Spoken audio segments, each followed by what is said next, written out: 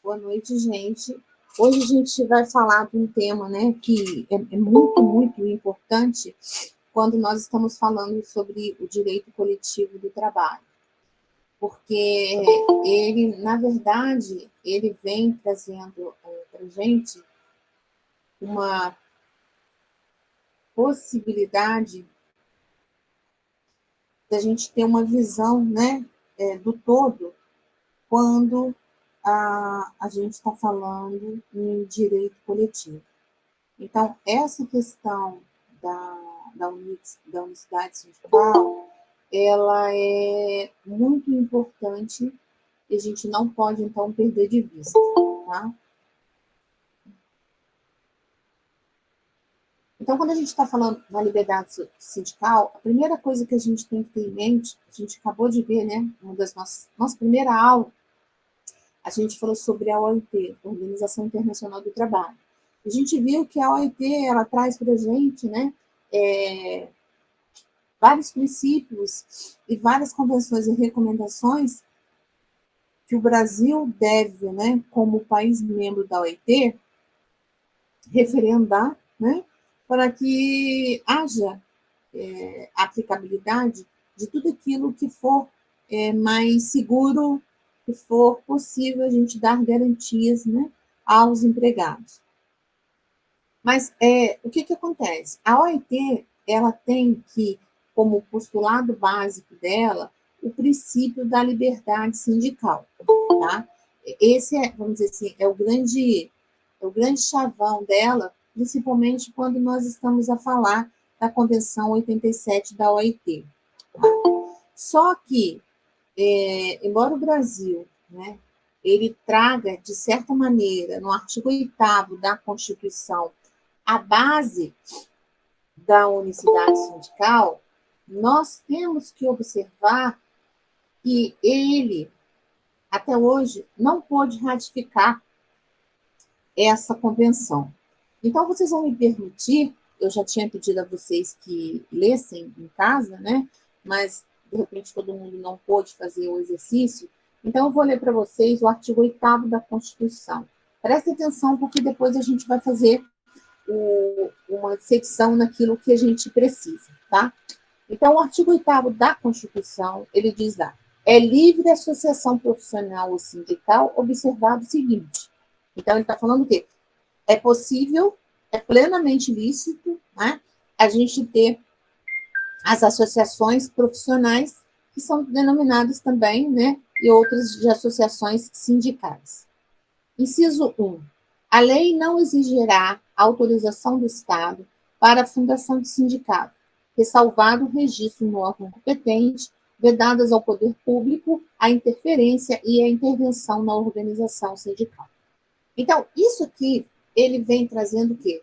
O princípio, né, em tese, o princípio da liberdade sindical. O Estado, hoje, ele não mais intervém para liberar, né, que um sindicato passe a ter existência. Antes da Constituição de 1988, nós tínhamos que necessariamente ter o que eles chamavam, como se fosse um alvará de funcionamento, tá? Chamava-se carta sindical. Então, exigia-se dos sindicatos que eles tivessem, era uma autorização que era dada, né, a carta sindical, era dada pelo ministro do Trabalho, que autorizava, então, que aquele sindicato, a partir daquele momento, eles passavam, né, a ter vida, eles passavam a existir de fato e de direito, fazendo assim parte, né, do mundo coletivo. Então, ele tira essa questão da vontade do Estado, esse Estado não intervém mais, né? E hoje em dia, então, a gente faz apenas a inscrição no cartório de títulos e documentos, como você faz para qualquer outra associação dentro das regras do direito civil, tá? Então, esse princípio, no inciso 1, a gente não tem nenhuma vedação, porque ele atende, né, aos pressupostos que estão estabelecidos na Convenção 87. Mas acontece que o inciso 2, ele vem e diz o seguinte: é vedada a criação de mais de uma organização sindical em qualquer grau representativa de categoria profissional ou econômica, na mesma base territorial, que será definida pelos trabalhadores ou empregadores interessados, não podendo ser inferior à área de um município. O que acontece? A Constituição de 88, ela vem e ela estabelece para a gente, então, o seguinte: olha, o sindicato, ele tem plena liberdade dele ser criado, né? Ele pode ser criado de acordo com a vontade da categoria, porque a gente sempre tem que lembrar que quando a gente está falando, né, nessa condição de coletividade, nós estamos falando em categoria. Então, ele pode ser criado pela categoria livremente, e o Estado não pode intervir. Porém, o inciso 2, ele traz uma condição onde, então, existe uma fiscalização por parte do Estado, e onde, então, nós temos o que nós chamamos de princípio da unicidade sindical. Por quê? Porque a gente só pode ter, né, dentro do Brasil, um único sindicato na mesma base territorial. O que significa isso? Sindicato do Comércio de Barra Mansa. Eu posso ter um segundo sindicato do comércio de Barra Mansa? Não. Por conta quê? Por conta do princípio da unicidade. Um único. Eu não posso ter mais de um sindicato da mesma categoria na mesma base sindical. Então, eu preciso que vocês levem em conta, se for o caso, até anotem aí, né? A gente tem sempre que ter em mente que o sindicato, né? Se a gente fosse abrir uma chave, a gente vai condicionar ele à categoria e à base territorial. A categoria, né, seria quais os profissionais que estão afetos àquele sindicato que está sendo criado. E a base territorial em relação à amplitude dele em termos de território. Então, voltando ao nosso exemplo, Sindicato do Comércio de Barra Mansa. Então, eu estou pegando o quê? Os comerciários, né? A categoria dos comerciários e de qual a base territorial? Barra Mansa. Posso criar um sindicato do comércio em Volta Redonda, caso não houvesse? Posso. Por quê? Porque a base territorial que eu tenho lá do sindicato de Barra Mansa, ela só fica, né, cingida à área territorial de Barra Mansa. Agora, criei o de Volta Redonda. Então, tem o Sindicato do Comércio de Barra Mansa, que vai cuidar da categoria dos comerciários de Barra Mansa. Tem o Sindicato do Comércio de Volta Redonda, que vai cuidar da categoria em Volta Redonda. Tem o Sindicato do Comércio de Barra do Piraí, que vai atender, né, a necessidade dos comerciários de Barra do Piraí. Então, um não intervém no outro, tá? Mas eles são, né, como se eles fossem independentes um do outro. Só que a gente tem que observar o seguinte, esse princípio, então, o inciso 2 da Constituição, ele impede que a gente crie mais um sindicato da mesma categoria, tá? Isso é que se chama o princípio da unicidade sindical. Então, o Brasil, ele não pôde, até o momento, né, assinar a Convenção 87 da OIT, embora, tá, gente, o artigo 8º ele seja todo pautado, né, na Convenção 87, mas o Brasil não pôde ratificar essa convenção, tá? Antes era por causa da contribuição sindical também e por conta do princípio da unicidade. Hoje, após a reforma trabalhista, né, de final de 2017, a gente não tem mais a questão do imposto sindical, da contribuição sindical. Então, não é mais um empecilho. Mas a unicidade sindical porque a Convenção 87 da OIT, ela parte do pressuposto que nós teríamos que ter o que eles denominam de pluralismo sindical. Ou seja, eu teria vários sindicatos na mesma base territorial, né? Independentemente de ter um, dois ou três, e o Estado não faria essa intervenção que ele faz ao estabelecer a vedação, né, no inciso 2 do artigo 8º, dessa criação. Então, isso é uma coisa importante, tá, gente? Que, de uma forma geral, sempre a gente vê ir caindo nos concursos, tá?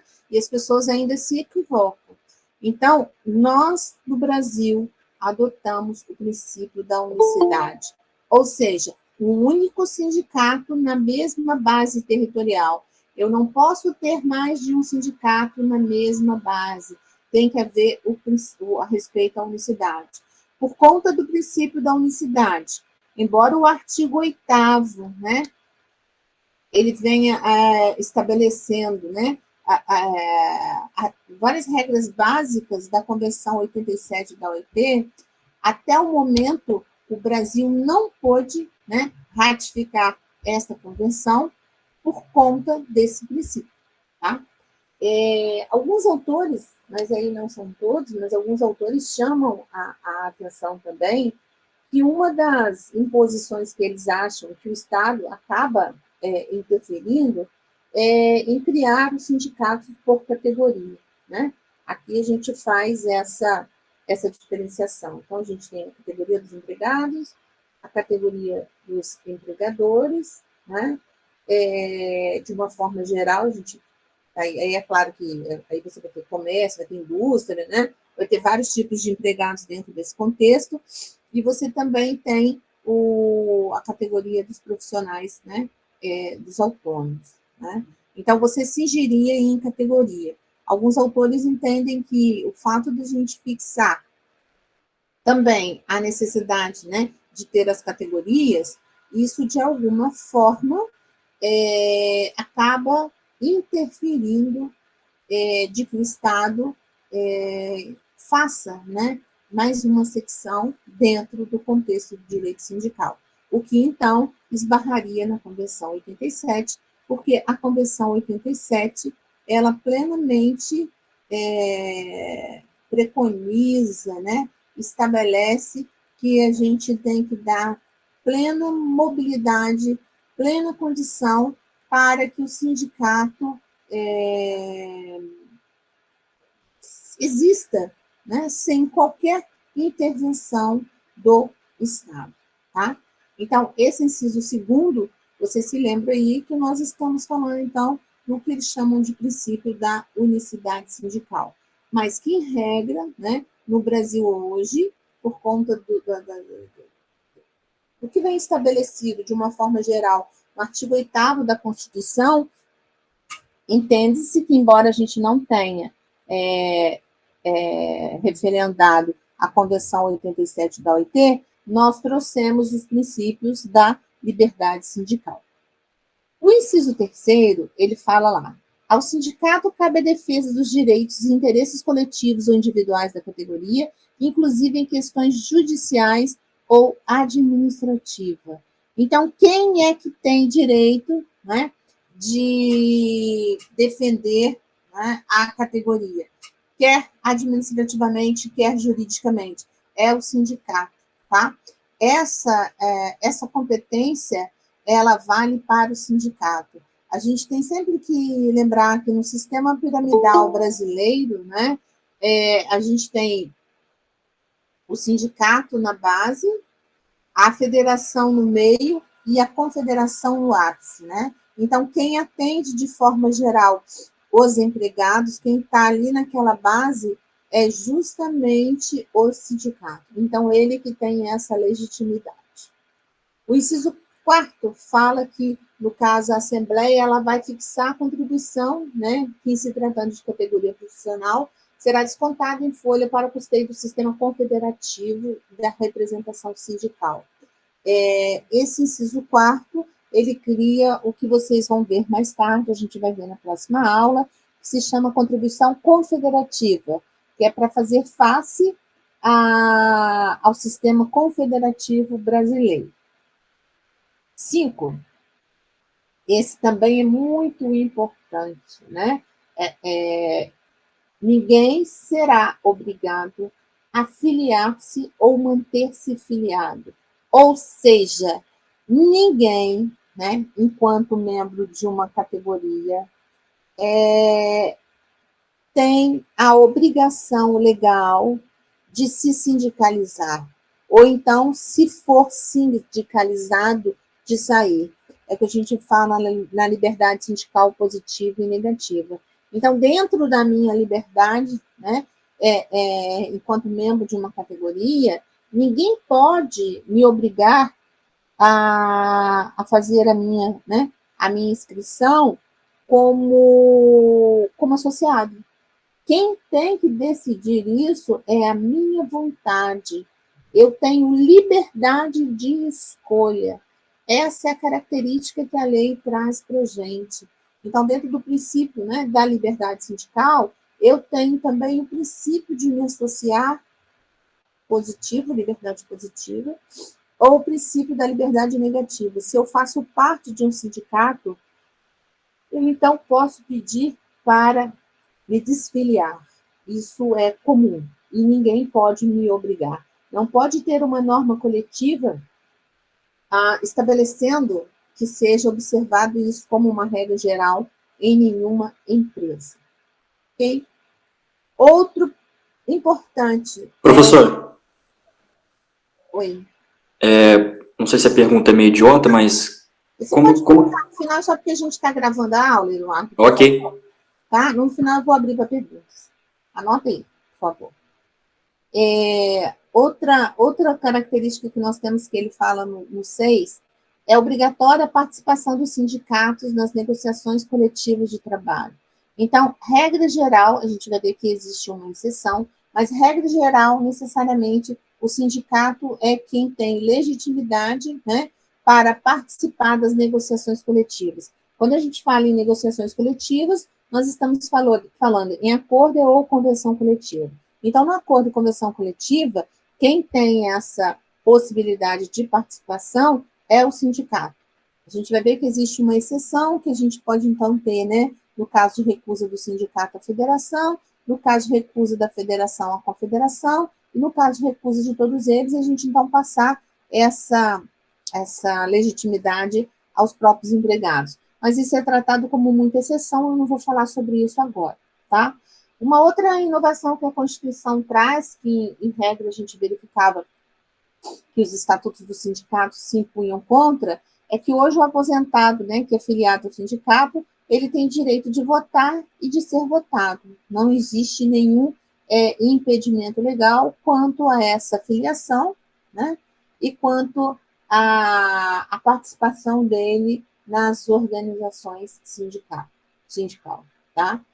E o inciso 8º, ele faz a chamada, né, na questão da dispensa daquele empregado sindicalizado. Mas aí ele fala que, na verdade, aquele que faz parte da representação sindical. Se vocês se recordarem, semestre passado, nós falamos daquelas pessoas que eram detentores de estabilidade. Então, aqui ele está justamente falando, né, que aqui está dentro daquele caso dos 7, no máximo 7 diretores, titulares e suplentes, que são, então, detentores de estabilidade. Então, o que acontece? Esse artigo 8º, eu preciso que vocês, né, vão sempre dar uma leitura nele, porque ele é a base que a gente tem para tudo que for, a partir daqui, né, tudo que estiver vinculado a direito coletivo, a nossa base é o artigo 8º, tá? A partir daqui é que a gente vai dando, né, sequência e segmenta tudo que a gente tiver em termos de coletividade. Tanto que, conforme eu falei com vocês, se vocês pegarem a CLT de vocês hoje, vocês vão ver que a maioria dos artigos que vem falando sobre o direito coletivo, eles fazem uma ressalva lá que eles entendem prejudicado, né? Entende que houve uma revogação tácita por conta do artigo 8º da CLT. Então, se perguntarem hoje se a gente tem uma plena liberdade sindical, não temos. Não temos por quê? Porque nós não adotamos, né, o princípio do pluralismo sindical, e sim nós adotamos o princípio da unicidade sindical. Um único sindicato na mesma base territorial, tá? Hoje já a questão da contribuição sindical a gente não tem mais, então fica mesmo na questão da unicidade sindical. Então, vamos fazer uma análise novamente na Convenção 87, porque ela é uma convenção, né, que ela é importante. Então, essa Convenção 87, em termos de OIT, ela é considerada a convenção, vamos dizer assim, de maior notoriedade, né, porque ela vem justamente preconizando a liberdade e a proteção, né, do direito sindical. Então, dentro dessa previsão legal, ela acaba estabelecendo, do ponto de vista legal, 4 garantias ou 4 bases legais que referendam, né, essa convenção de uma forma geral. Então, ele fala o seguinte: a gente teria, dentro, né, dessa perspectiva da Convenção 87 como meta, ou como garantia, como dizem os autores, nós temos o direito de fundar o sindicato. Quando você fala no direito de fundar o sindicato, né, isso aqui dentro do princípio da liberdade, tá, gente? Esse princípio da liberdade também é básico para vocês.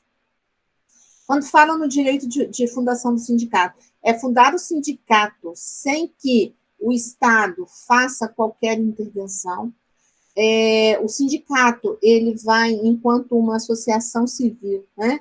Ele vai, que na verdade a gente fala que é uma associação de classe, ele vai estar sendo direcionado, tudo que for relacionado a ele vai estar seguindo como regra o seu estatuto, né? Porque toda associação tem o seu estatuto. Então, o seu estatuto sindical, é que vai ser, né, a mola mestra, vai ser o ordenamento que eles têm que seguir enquanto entidade de classe, tá? Então, direito de fundação do sindicato, inclusive o direito de administração. Então, o Estado, ele não pode intervir na administração, a forma de criação, a forma de movimentação, hoje a forma de custeio, a forma para o sindicato deixar de existir, né? A forma de votação do sindicato, tudo isso hoje, em regra, quer dizer, como postulado, né, dentro da convenção, ele diz que jamais o Estado deveria intervir. Deveria, sim, né, a própria categoria, quando da fixação do sindicato, quando da necessidade de uma decisão dessa, ela vai se reunir em assembleia e eles é que vão legitimar essa vontade, né, através dele. É a vontade individual que vai representar uma vontade depois coletiva, porque vai representar a vontade do grupo. Outra garantia que eles falam é o direito de não intervenção do Estado em qualquer situação. O Estado não intervém para nada, muito menos para autorizar. Então, aqui, a gente vê, né, só por essa, quando ele fala, né, o Brasil não interfere mais na fundação, o Brasil também não interfere na administração, mas o Brasil continua interferindo por conta da unicidade. Então, nós não podemos dizer, né, que o nosso sistema, ele é um sistema totalmente liberal. Nós temos um sistema que ele é intervencionista, porque o Estado ainda dita a regra, né, do princípio vinculado à questão da unicidade sindical, tá? E também ainda dentro da liberdade sindical, ele fala na questão do direito de filiação. Quer dizer, o direito que eu tenho de me filiar ou não ao sindicato, e se eu sou filiado, de eu sair desse sindicato a hora em que eu quiser, dependendo apenas, né, da minha vontade. É claro que, de repente, né, gente, como eu tenho um estatuto que vai regrar esse sindicato, ele vai me dizer quais são as regras de filiação, né, e quais são as regras de dissociar-se desse sindicato, de eu me liberar, né? Mas aí são regras internas que nós temos que observar como você faz parte de qualquer clube, né? Você, quando tem um clube aí, que você fosse associar, você vai estar preenchendo as regras, né, que estão estabelecidas nesse estatuto. Aqui seria a mesma coisa, você vai preencher aquilo que está estabelecido no estatuto. Mas, fora isso, não pode haver a obrigatoriedade de filiação ou desfiliação do sindicato, tá? Aí eu chamo a atenção, então, quando ele fala nessas garantias, que o Brasil, repetindo, porque eu tenho certeza que tem gente que depois vai errar isso, tá? O Brasil, ele esbarra, né, na questão da unicidade sindical, porque a Convenção 87, ela fala que nós deveríamos ter como meta o pluralismo sindical, vários sindicatos na mesma base territorial, o que a gente não aplica. Então, por isso é que o Brasil, até hoje, embora ele traga, né, nesse artigo 8º, a base da Convenção 87, até hoje ele não pôde ratificar essa convenção, tá? Por conta do princípio da unicidade. Aí a gente faz uma referência também, né, ao artigo 511 da CLT, que ele faz a condição que o sindicato hoje ele se constitui livremente, né? A gente não precisa mais da chancela do Estado através da... A gente não precisa da chancela do Estado através da famosa carta sindical. Se vocês forem nesses sindicatos que são formados antes de 88, sindicatos que já têm um certo tempo, tá?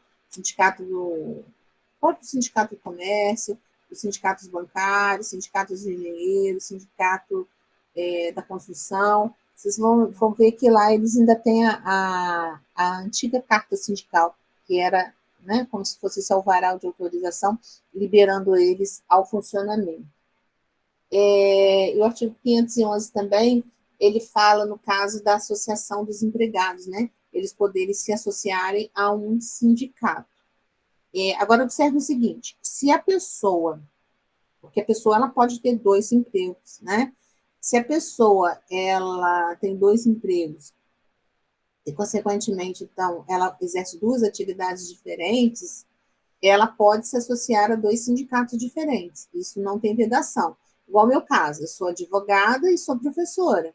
Tem algum problema eu me associar a um e a outro? Não, porque eu exerço, né, as 2 funções, tá? O que ele está falando ali em relação à criação do sindicato. Agora, você se associar, né? Eu não posso, por exemplo, vamos supor que tivesse, por exemplo, o comerciário que trabalha em Barra Mansa, ele não pode vir se associar no Sindicato do Comércio de Volta Redonda. Por quê? A prestação de serviço dele é lá em Barra Mansa, tá? Então, essa questão também da base territorial, a gente tem que observar, né? Porque ele está vinculado à categoria e à base territorial. Uma outra coisa também que eu pus até uma observação para vocês é que o artigo 37.6 da Constituição, ele garante ao servidor público, né, o direito, né, de criar a sua associação, tá? Então, os sindicatos, ele tem o direito de fazer. Agora, ele não tem o direito de fazer, são negociações, outras regras, mas criar o sindicato em si, ele pode criar normalmente sem nenhum empecilho, tá? Isso é livre, o próprio artigo 511, ele deixa isso livre para a gente. E acaba que o artigo 511 também, né, ele vem trazendo a definição do sindicato dos empregados, dos empregadores e aquele do profissional de categoria diferenciada, que geralmente a gente está, então, dentro da questão que a gente fala, né, dos autônomos, tá? Então, artigo 511, a gente também soma ao artigo 8º da Constituição, 511 da CLT. Temos uma outra convenção que também é interessante quando a gente está falando de direito coletivo, que é a Convenção 98 de 1949 da OIT, tá? Essa convenção foi ratificada pelo Brasil em 1952 E o foco grande dessa convenção é justamente a negociação. Embora ela fale uma parte sobre o direito sindical, mas o grande foco dela mesmo é a questão da negociação coletiva. Tá? Ela vem trazendo essas regras de negociação, fala, de certa forma, né, da questão da sindicalização, mas a base dela mesmo é sobre a negociação. E a gente viu que o próprio artigo 8º, né, ele acaba também trazendo a base da Convenção 98, quando ele diz que no Brasil as negociações necessariamente têm que ser realizadas, né, com a intervenção dos sindicatos. Tá? Então, para fazer um acordo coletivo ou para fazer uma convenção coletiva, necessariamente eu preciso da intervenção do sindicato nesse processo, para validar.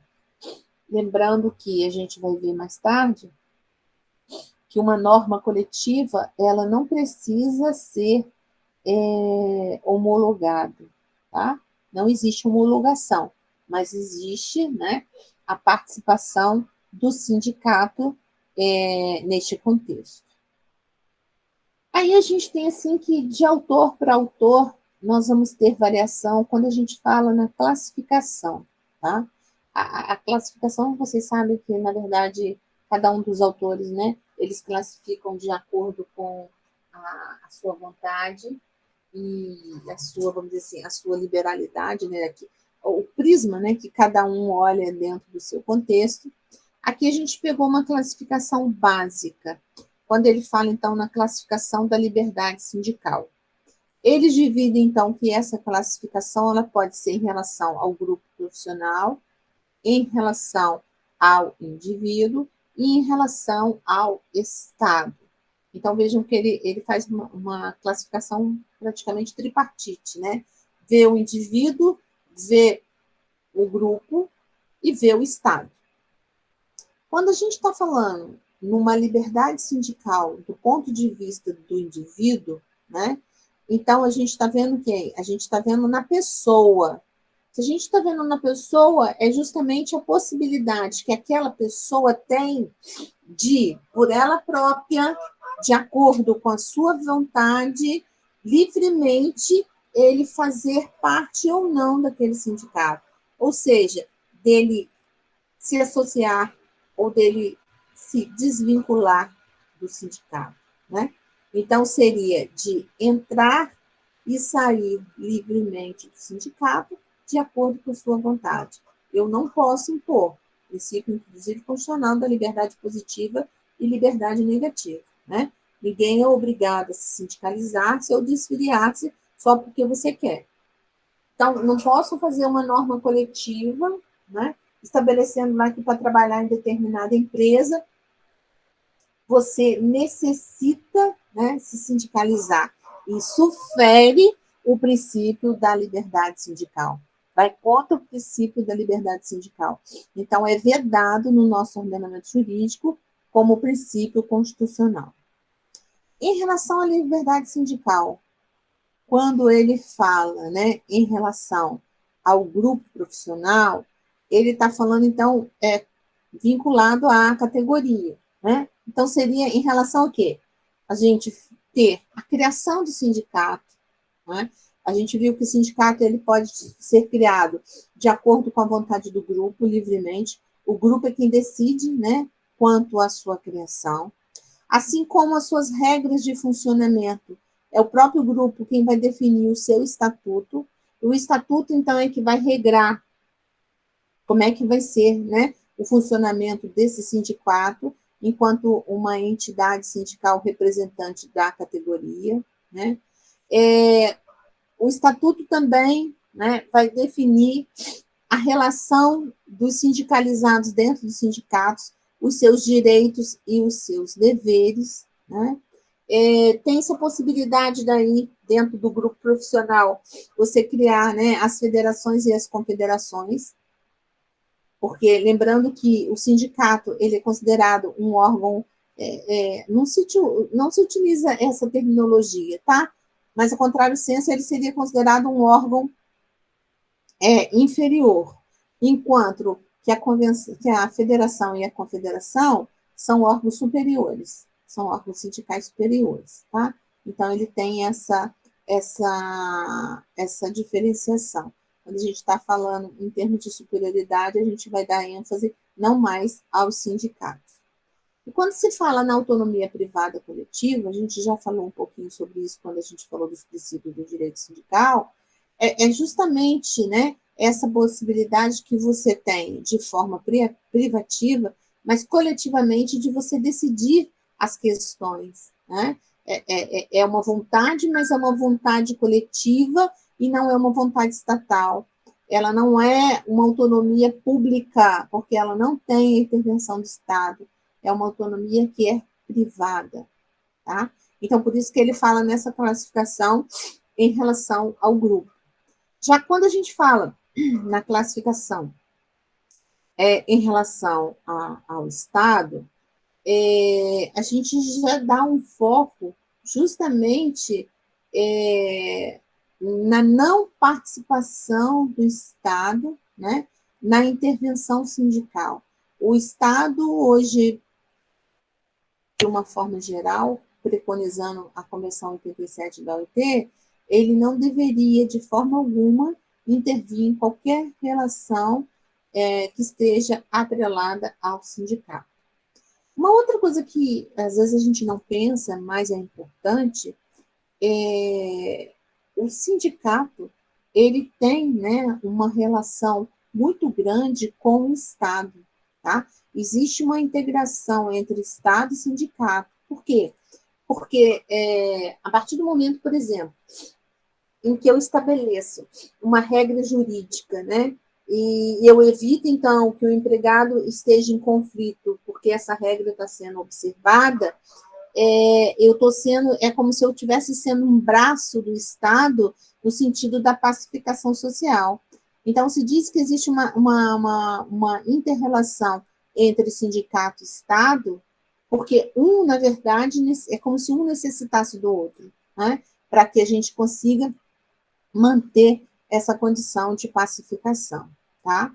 E em relação à auto-organização sindical, na verdade, eles chamam atenção, mas eu particularmente penso que não se encaixa muito, ela seria mais do grupo profissional, mas aí é no sentido de não haver, né, a intervenção do Estado, né, nesse momento em que está havendo essas decisões quanto à fundação, criação, administração do sindicato, tá?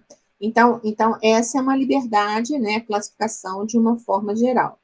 Só que a gente também tem a classificação quanto à pessoa, que eu falei com vocês que ela tá, até se a gente for ver, ela está voltada aqui, ó, em relação ao grupo, né? Quando a gente fala de entrar e sair livremente do sindicato, aí aqui é uma outra forma de classificação. Esse entrar e sair do sindicato, alguns autores falam, então, que ao entrar eu teria a liberdade positiva, né, que é quando eu posso me filiar ao sindicato, o nome que a gente utiliza é de filiação, né, é você realmente se filiar, você se vincular, lembrando que isso parte sempre da sua vontade.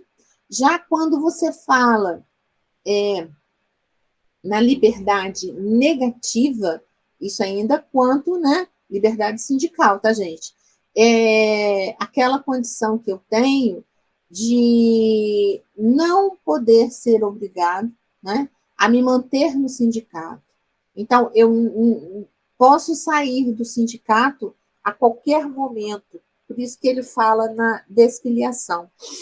Eu me filio ao sindicato, mas a qualquer momento eu posso me desfiliar do sindicato. E ninguém pode me obrigar, né, a me filiar ou a me desfiliar. Isso quem decide, isso quem resolve é a própria pessoa, né, enquanto participante de uma categoria, é que vai definir se aquilo ali é bom para os interesses dele, vai resolver, né, os interesses dele, ele é que vai ter essa possibilidade, tá? Então, também é uma forma de classificação. Agora, nós temos outras formas de classificação que são interessantes, tá? Então, a gente tem o sistema intervencionista, o sistema desregulamentado e o sistema intervencionista socialista. Isso aqui porque a gente está falando o quê? Em liberdade sindical, tá? Então, se eu estou falando num sistema de liberdade sindical, que a gente cita, né, o sistema intervencionista, o que acontece? Nós estamos falando que o Estado intervém, tá certo? De alguma forma, o Estado ele vai entrar ordenando uma relação, né, dentro desse sindicato, ok? Aí os exemplos até que eu coloquei para vocês, né, a gente colocou Portugal, Espanha, Itália e o Brasil. Por que o Brasil é um sistema intervencionista? Eu acho que vocês já sabem responder. Por conta, hoje, né? Hoje, pós-reforma trabalhista, por conta da unicidade sindical. Porque a 87, a Convenção 87 da OIT, né?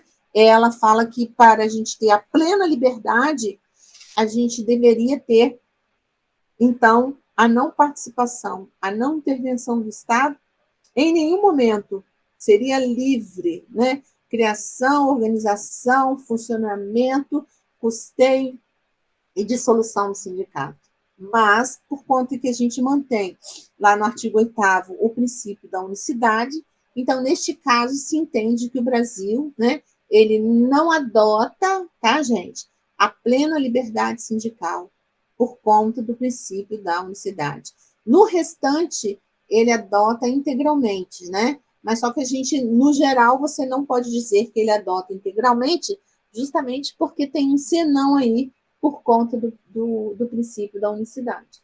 Então, vocês vejam que um princípio, né, mesmo a Constituição, ela prezando pelo princípio da liberdade sindical, ela mesmo esbarra no princípio que ela também estabelece, que é o princípio da unicidade sindical, né? É estranho isso, né? É quase que uma contradição, mas, né, nós adotamos dessa forma e assim, então, que vigora no nosso ordenamento jurídico. Quando se fala no sistema desregulamentado, o que acontece? O Estado, ele não interfere em momento nenhum, ele não interfere em nada. O sindicato é criado, ele existe sem que o Estado dite qualquer regra, participe de qualquer regra. Então, um exemplo clássico que a doutrina coloca é o Uruguai. Ele diz que o Uruguai ele ratifica a Convenção 87, né, integralmente, e uma vez que ele ratifica a Convenção 87, ele então adotou todo o postulado básico da Convenção e ele não mais interfere nas relações sindicais de nenhuma forma e sob nenhuma perspectiva. Já quando a gente fala um sistema de liberdade sindical intervencionista socialista, né, o exemplo clássico aí é Cuba, por quê? Porque, na verdade, o sindicato é um anda-manos, né, do Estado. O sindicato ele vai trazer para a sua categoria, né, toda a vontade do Estado. O Estado é que vai ditar todas as regras. O Estado é que vai ordenar, né, como é que o sindicato vai funcionar, como é que ele vai se reger, como é que ele vai existir. Penso eu, né, que assim, não tem nem muito objetivo, né, já que você vai ser apenas mais um membro do Estado, então você, na verdade, não vai estar desvinculado, vamos dizer assim, para você realmente se preocupar, né, com aquelas condições que são necessárias para a categoria. Então, no sistema intervencionista socialista, o Estado é que dita todas as regras, né? Ele é que regulamenta a atividade, o funcionamento, ele é que dita tudo. Então, no Brasil, tá, gente? Ó, a gente fica com esse aqui, ó. O intervencionista. Por conta de que nós temos, né? Nós esbarramos no princípio da unicidade sindical. Então, o sistema hoje no Brasil é o sistema intervencionista.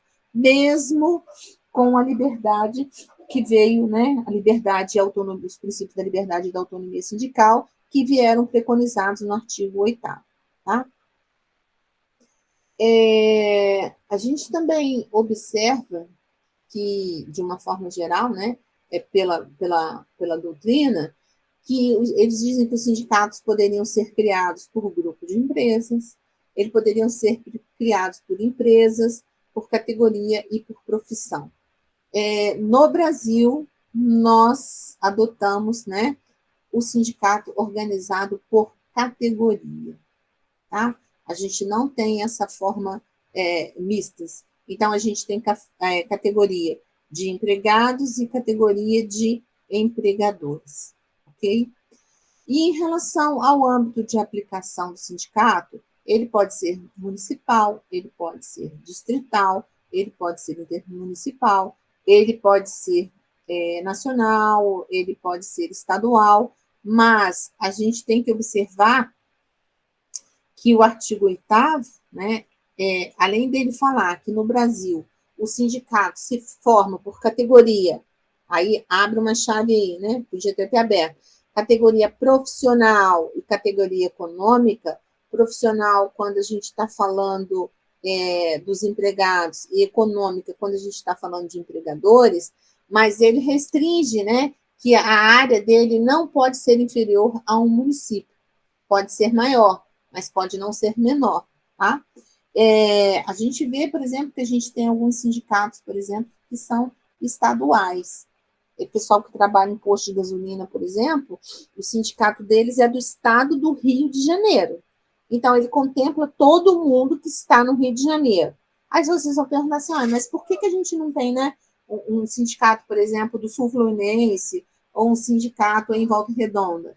Porque não foi formado. Porque quando da formação do sindicato, né, quando a categoria foi chamada a vir formar o sindicato, eles chamaram daquela base territorial. Então, só vai valer para essa base territorial. Por exemplo, Sindicato dos Metalúrgicos. Sindicato dos Metalúrgicos é Sindicato do Sul Fluminense. Então, todos os metalúrgicos que forem do Sul Fluminense estão vinculados a esse sindicato, né? Então, posso criar outro no Sul Fluminense? Não, mas aí a base territorial dele é maior. A gente sempre tem que ver, né? Vocês vão ver isso depois lá no Estatuto do Sindicato. Ele fecha, né? Qual é o território, a base territorial dele e qual é também a categoria, porque às vezes a gente tem várias categorias que parecem, né, similares, né? Então, eles definem bem isso para que amanhã a gente não tenha dúvida.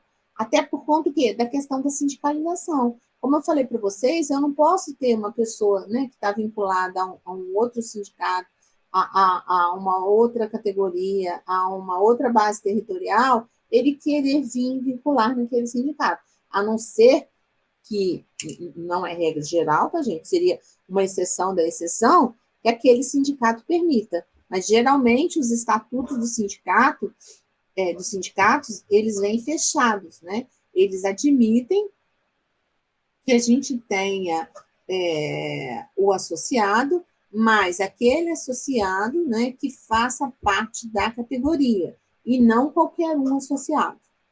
Então, como eu falei para vocês no início, quando a gente fala, né, em autonomia sindical e liberdade sindical, a gente vê até que, de uma forma geral, os autores, eles misturam um pouco, sabe?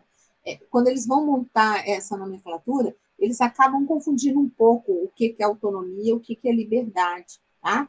Mas a autonomia está vinculada mesmo à condição do sindicato ser criado, né? Dele ser estabelecido, tá? E na liberdade, eles vinculam muito na liberdade de associação, mas não perdem de vista também, né, a criação. Tanto que lá na classificação, ele fala segundo o grupo profissional. Então, vejam que eles se misturam um pouco quando eles falam na autonomia sindical e na liberdade sindical, tá? Mas tem sempre que lembrar que mesmo quando a gente está falando em liberdade sindical, nós não podemos perder de vista jamais que hoje o Brasil faz parte, né, de um sistema intervencionista, porque o Estado, ao preconizar a unicidade sindical, ele então interfere, ela não é plena, ela é relativa, tá? E isso pode mudar? Pode, né? De repente, a gente pode ter uma emenda constitucional aí que vai alterar e vai dizer que agora vale o pluralismo. A partir do momento que o pluralismo foi implementado, né, a gente não tem mais como ter uma impossibilidade legal, né, de ratificar a Convenção 87. Mas vocês viram por que é importante, né, quando a gente estudou lá na OIT, a gente não ratificar uma convenção que a gente não tenha como aplicar? Porque se a gente tivesse ratificado, hoje o Brasil poderia estar sofrendo, né, sanções administrativas, sanções econômicas, né, por conta de não estar observando. E fora que a gente teria um choque de princípios, né? Essa norma, né, como uma norma internacional, ao vir para o nosso ordenamento jurídico, ela estaria esbarrando num princípio maior da Constituição, que é o princípio da unicidade sindical. Então, assim, parece que são pequenos detalhes, né? Mas são detalhes importantes, tá? Então, o Brasil não ratificou a Convenção 87 da OIT, tá? Porque ela esbarra, né, até hoje na Constituição Federal, tá? Se não fosse a Constituição hoje, como a gente não tem mais a vedação em relação à contribuição sindical, a gente então poderia estar ratificando sem maiores problemas. Mas como a gente ainda tem, a gente não tem como fazer essa ratificação.